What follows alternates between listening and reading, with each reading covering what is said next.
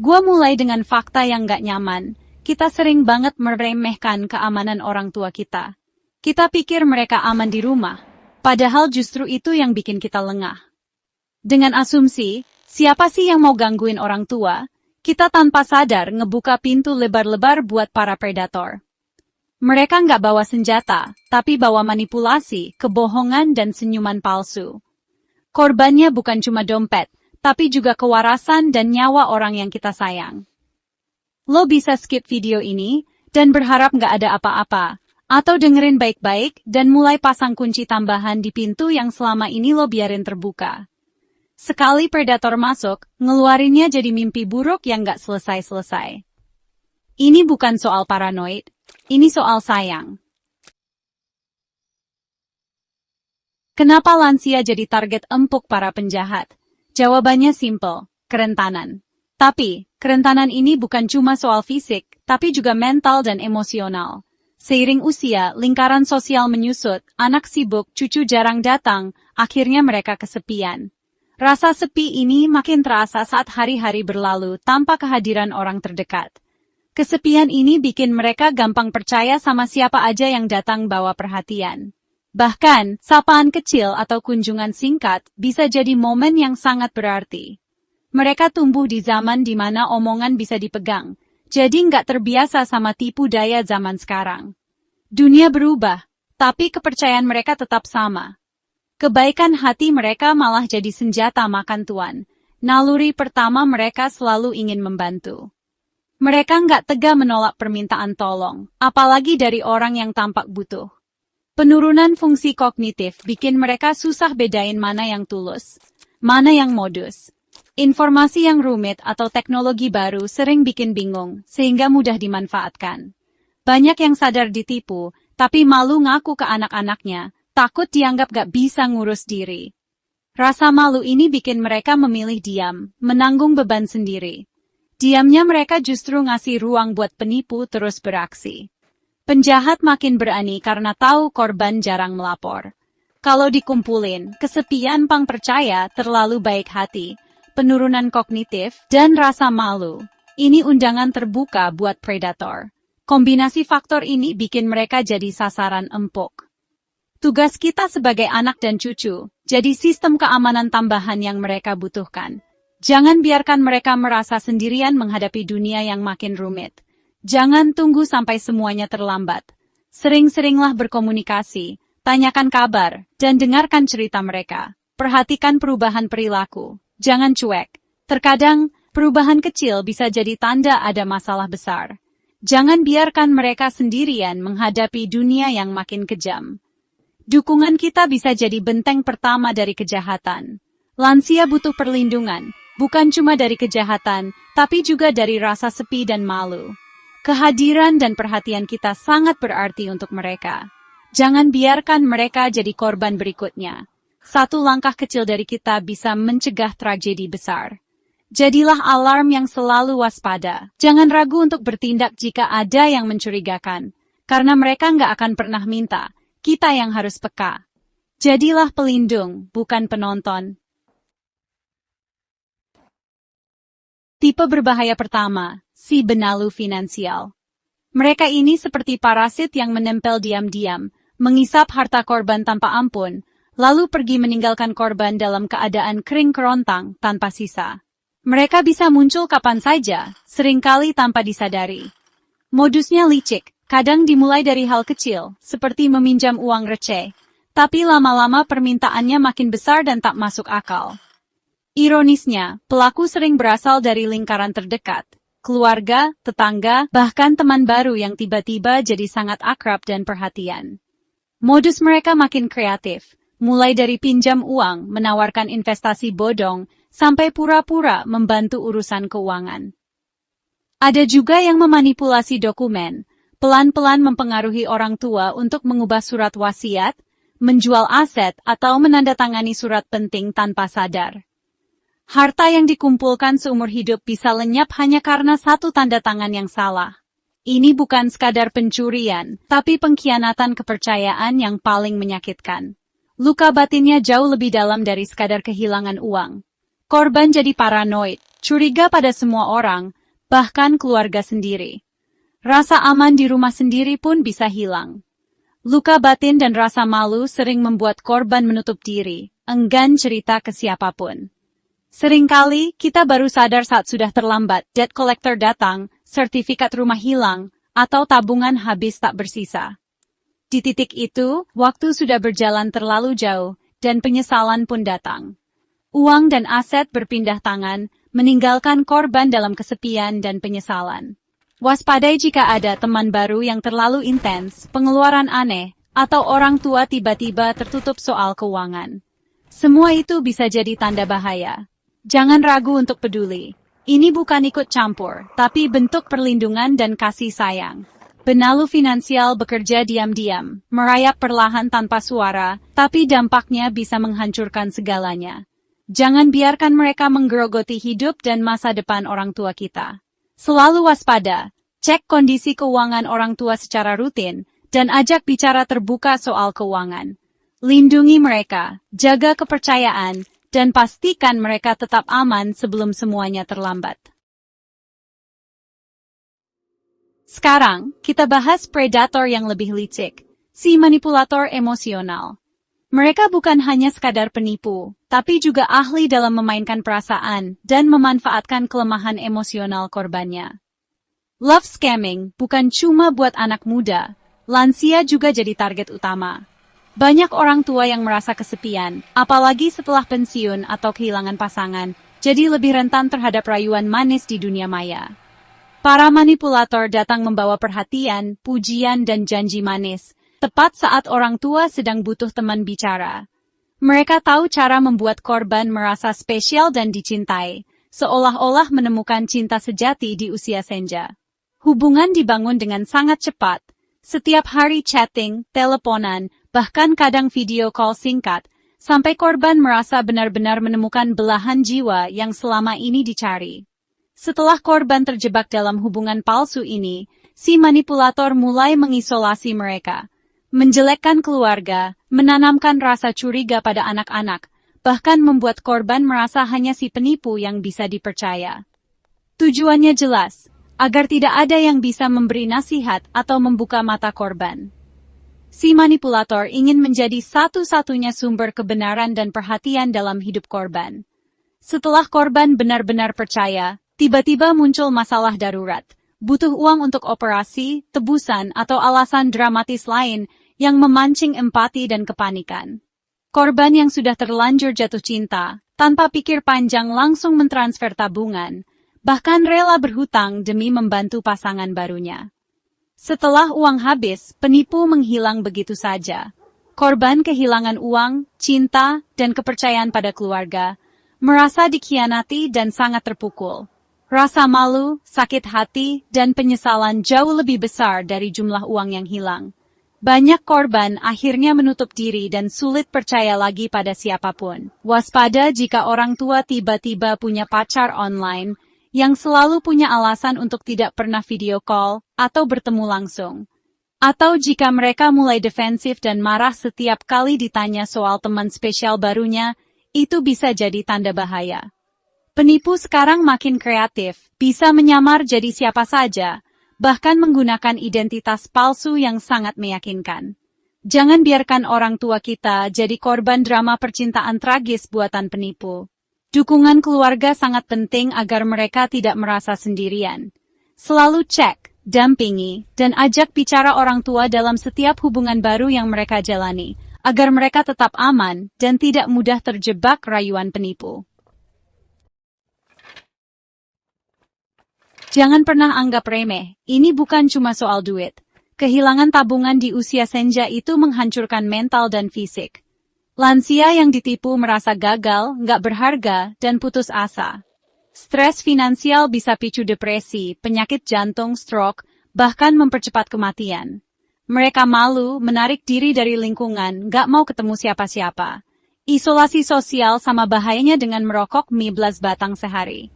Kombinasi stres, depresi, penyakit, dan isolasi menciptakan spiral negatif yang sulit dihentikan. Mereka kehilangan keinginan untuk hidup. Kerugian finansial bisa dihitung, tapi kerusakan mental dan sisa waktu bersama mereka nggak bisa diganti.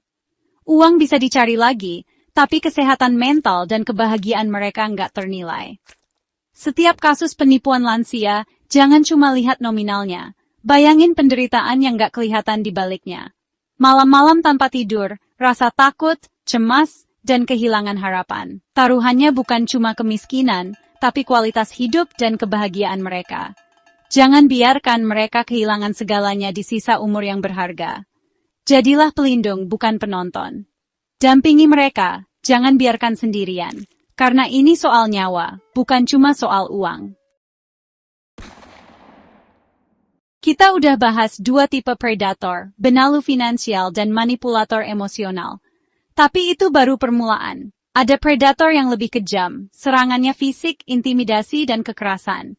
Mereka nggak cuma ambil uang, tapi juga kebebasan dan martabat lansia. Rumah yang harusnya aman berubah jadi penjara penuh ketakutan. Mereka mengincar kontrol total, melarang keluar rumah, menyita telepon, memutus hubungan sosial. Dalam isolasi total, kekerasan fisik dan pengabaian bisa terjadi tanpa ada yang tahu. Lansia jadi objek, bukan manusia. Kehilangan kebebasan dan hidup dalam ketakutan itu penderitaan level lain. Ancaman ini sering gak kelihatan, baru ketahuan saat semuanya terlambat. Monster-monster ini akan kita bahas tuntas di bagian 2. Untuk melindungi orang yang kita sayang, kita harus tahu wujud asli semua musuh yang ada. Jangan lengah, karena bahayanya nyata. Kita baru bahas 2 predator, yang nguras harta dan yang mempermainkan hati.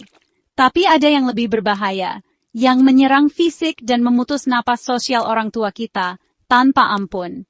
Ancaman ini nyata, sering gak terdeteksi sampai semuanya sudah terlambat. Di bagian 2, kita bongkar siapa mereka, modusnya, dan cara melindungi orang tua kita dari bahaya. Jangan lewatkan, klik sekarang juga sebelum semuanya terlambat. Waktu kita nggak banyak. Lindungi mereka sebelum penyesalan datang menghantui. Tipe ketiga, si penjual mimpi dan penipu kesehatan. Mereka adalah sosok yang memanfaatkan harapan dan putusasaan, terutama di kalangan lansia yang sedang mencari solusi atas masalah kesehatan mereka. Mereka datang dengan gelar palsu, menawarkan suplemen, teh herbal, atau alat terapi ajaib yang tak jelas asal-usulnya. Produk-produk ini seringkali diklaim bisa menyembuhkan berbagai penyakit, padahal belum terbukti secara ilmiah dan bahkan bisa membahayakan. Testimoni palsu, foto editan, dan jargon ilmiah jadi senjata mereka. Mereka sengaja membuat semuanya terlihat meyakinkan, agar korban merasa yakin dan tidak ragu membeli. Mereka menciptakan narasi konspirasi, seolah-olah hanya mereka yang punya solusi yang disembunyikan oleh dunia medis. Cerita-cerita ini membuat korban merasa istimewa karena dianggap tahu rahasia besar. Lansia yang lelah dan putus asa mudah terjebak, kehilangan uang dan kesehatan. Tak jarang, mereka juga mengalami efek samping dari produk yang dikonsumsi. Setelah sadar tertipu, rasa malu membuat mereka enggan bercerita, dan justru makin rentan penipuan berikutnya. Rasa percaya diri mereka pun ikut menurun. Ajarkan orang tua untuk selalu cek legalitas produk kesehatan dan konsultasi ke dokter sebelum mencoba pengobatan alternatif. Edukasi dan pendampingan keluarga sangat penting agar mereka tidak mudah terjebak. Ingatkan, jika terdengar terlalu bagus untuk jadi kenyataan, hampir pasti itu penipuan. Jangan mudah percaya pada janji manis yang tidak masuk akal. Jangan biarkan harapan mereka dieksploitasi oleh serigala berbulu domba. Bersama, kita bisa melindungi orang tua dari tipu daya penjual mimpi. Ada satu varian penipuan yang kerap menargetkan para pensiunan, pialang investasi bodong yang berkedok profesional. Mereka membidik para lansia dengan janji keuntungan besar tanpa risiko, menawarkan presentasi yang tampak meyakinkan, lengkap dengan testimoni palsu dan brosur yang terlihat resmi. Skema Ponzi kini bertransformasi lewat teknologi, mulai dari peternakan digital, investasi metaverse, hingga aset kripto, menjadi andalan mereka untuk menarik korban baru.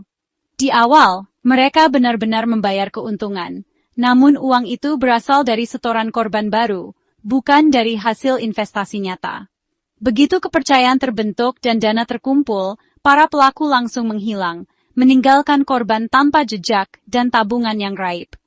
Para lansia yang ingin mandiri secara finansial justru terjebak, kehilangan hasil kerja keras bertahun-tahun. Edukasi adalah kunci utama. Dampingi orang tua saat ada tawaran investasi, cek legalitas di OJK, diskusikan bersama keluarga, dan selalu ingat prinsip, high return, high risk.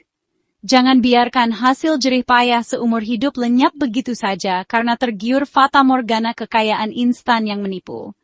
Waspada dan edukasi adalah benteng terbaik untuk melindungi masa depan finansial keluarga.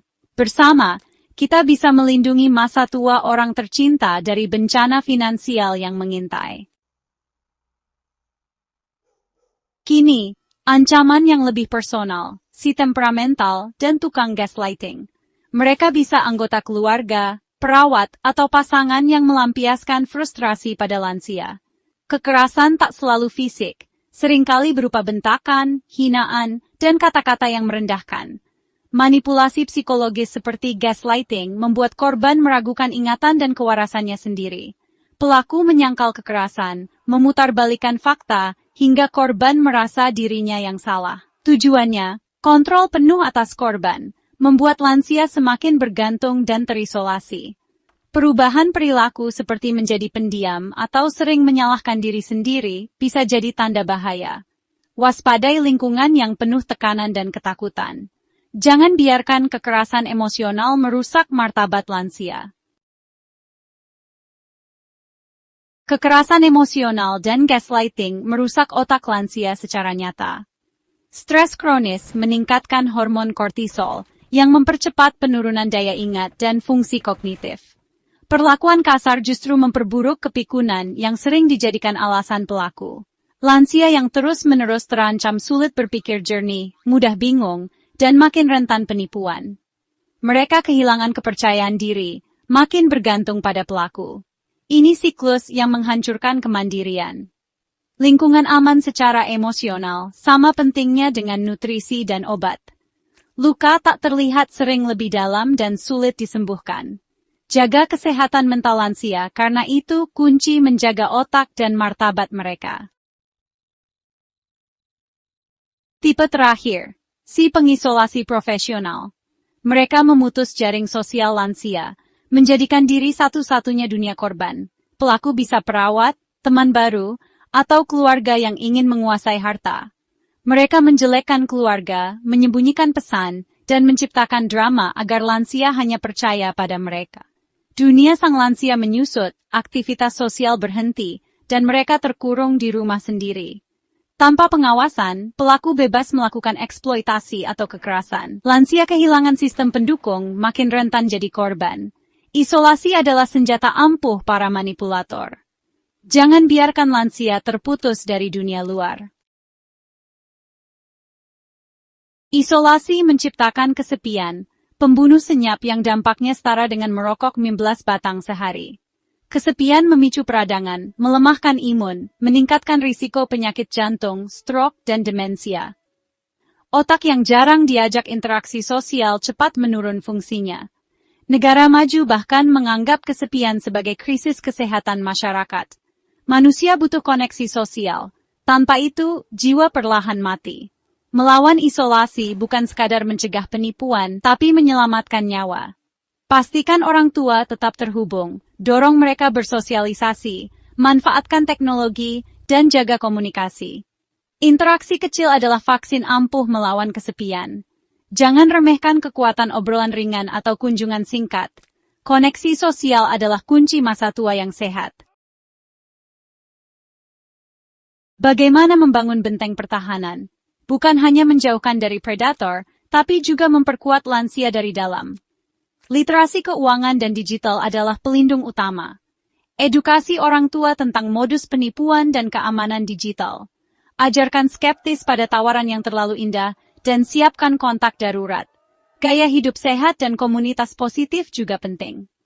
Lansia aktif, punya hobi, dan terlibat di komunitas lebih sulit ditipu atau diisolasi. Koneksi keluarga dan komunikasi terbuka adalah fondasi utama. Jadwalkan kunjungan atau telepon rutin.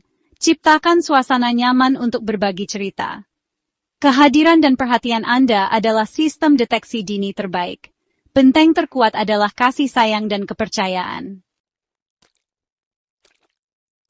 Kita telah membedah 5 tipe manusia berbahaya yang mengintai lansia. Mereka datang dalam berbagai bentuk, menguras harta, kesehatan, dan mental. Mengetahui musuh adalah separuh kemenangan, aksi nyata adalah sisanya. Menjaga orang tua bukan beban, tapi kehormatan dan investasi masa depan. Cara kita memperlakukan mereka hari ini akan jadi cermin generasi berikutnya. Setiap upaya melindungi mereka adalah tabungan pahala dan kedamaian jiwa. Pastikan mereka menjalani sisa hidup dengan martabat dan kebahagiaan. Buka mata, telinga, dan hati. Jadilah perisai bagi mereka. Melindungi lansia adalah tugas suci yang mendefinisikan siapa kita sebagai manusia.